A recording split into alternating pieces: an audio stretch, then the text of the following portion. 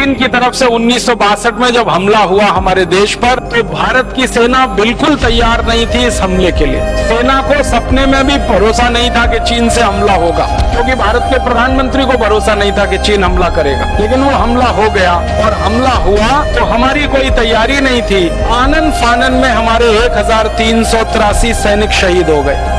और जब इतने सैनिकों की मृत शरीर आने लगे सीमा पर से, तब भारत में खलबली मची, और फिर ये तैयारी शुरू हुई कि चीन की सेना का जवाब देना चाहिए। तब तक चीन हमारे 72,000 वर्ग मील जमीन पर कब्जा कर चुका था। और 72,000 वर्ग मील जमीन जब चीन के कब्जे में आई, तो चीन के राष्ट्रपति ने एक दिन अपनी तरफ से घोषणा कर दी कि अब हम युद्ध विराम करते।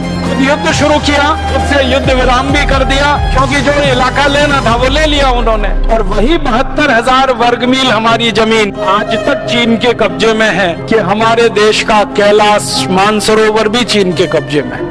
और उसके बाद चीन ने एक नया शिगुफा खड़ा कर दिया कि अक्साई चीन का कुछ एरिया तो उसने हमसे छीन ही लिया, जिसमें कैलाश मानसरोवर जैसा क्षेत्र चला गया। हमारे देश का जो अरुणाचल प्रदेश है, जिसको कभी एक जमाने में अंग्रेजों की भाषा में नेफा कहा जाता था, नॉर्थ ईस्ट का जो इलाका है, उत्तरी पूर्व का जो इलाका है अरुणाचल, अब चीन कहता है कि ये भी हमारा। और अरुणाचल प्रदेश में एक क्षेत्र है जिसको तवांग कहते हैं। चीन पता नहीं कहां से झूठे सच्चे दस्तावेज प्रस्तुत करता है दुनिया के सामने, और कहता है कि ये तवांग तो हमारा है, ये कभी तिब्बत का अंग रहा है, और तिब्बत इस समय चीन के कब्जे में है, इसलिए तवांग चीन का होना चाहिए। और इसलिए अरुणाचल प्रदेश में जब भी भारत के प्रधानमंत्री जाएं या भारत के राष्ट्रपति जाएं, तो चीन के राष्ट्रपति की तरफ से एक बयान आ जाता है कि ये हमारा क्षेत्र है। भारत के प्रधानमंत्री वहां क्यों जा रहे हैं?